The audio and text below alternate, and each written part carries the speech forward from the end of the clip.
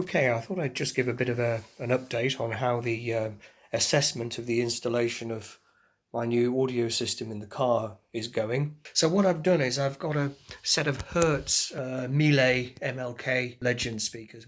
They've got these very nice fabricy type tweeters, so potentially smooth, wide dispersion cones. So I've just mounted them along with the crossover up on these boards, and you can see here they're located here in this room where I can do some measurement and analysis on them. So setting the crossovers.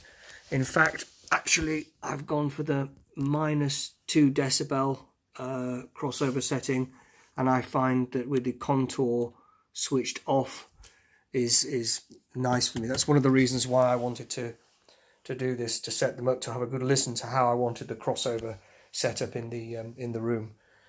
Regarding the software, it's allowed me to play around with the software, so I've now set up the distances, the delays, to start to investigate that feature. I'm just going to play a little bit of music here and let you hear the difference between how that sounds with the no delay and the delay. So I'm going to switch the delay off. There's so many different worlds, so many different songs. I'm going to switch the delay crossover on.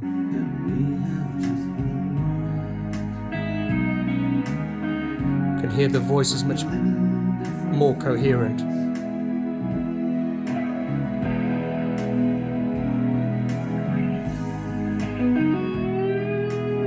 I'll switch it off.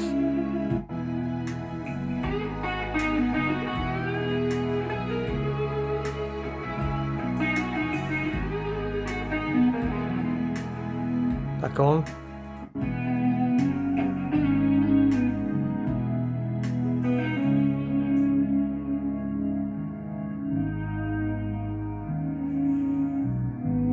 Now the sun's gone to hell. Listen to his voice now with it off. Much thinner. Back on.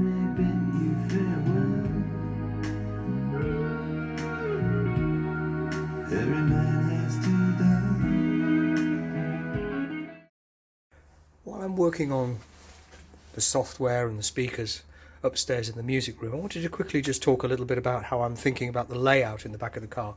As I mentioned on the first video, this is where the amp's going to sit. There's going to be, some of this will be cut out, so all the wires will be able to go through there and create a bit more space. I'll mount it on a bit of plywood. This is the subwoofer that I've constructed out of the Bose box with the JL Audio sub in it, and you see I had to cut away a little bit of the foam there in order to be able to accommodate the extra space of the plastic I had to melt and push. Crossovers, well, that's something that's been puzzling me for a little while, what to do, whether to try and mount them in the doors. They're pretty big things, but there's a space here that I think will work quite nicely. Now, of course, there's not enough room there for 4 crossovers, which we'll need for the 4 speakers in the doors. But in fact, what I'm going to do, you can see the paper template there, I'm actually going to modify them slightly, and I'm going to create a support system so that they can be mounted one on top of each other like that. So there'll be 4 sitting there in the future. So I think I'll put a video together later so they more or less will be sitting like that on top of each other with air space so that the air can move around. I think that'll work out quite nicely. So I know pretty much exactly how I'm going to do this. First of all, I'm going to cut out the bottom here, because of course all of this stuff here lifts up and comes out if you need to get access to the battery, which is under there.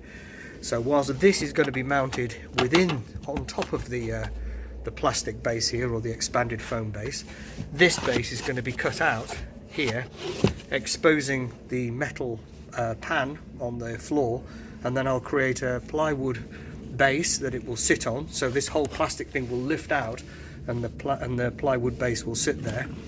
And on top of that, I'm going to put a metal sheet, put some riv nuts in place, and then make some steel rods with some spacers and some locking nuts on the top, so that I'll be able to position these crossovers one on top of each other. So I think that'll work very nicely, and then the wires will come through here. The speaker wires will come through here, and then go to the front left and right side here.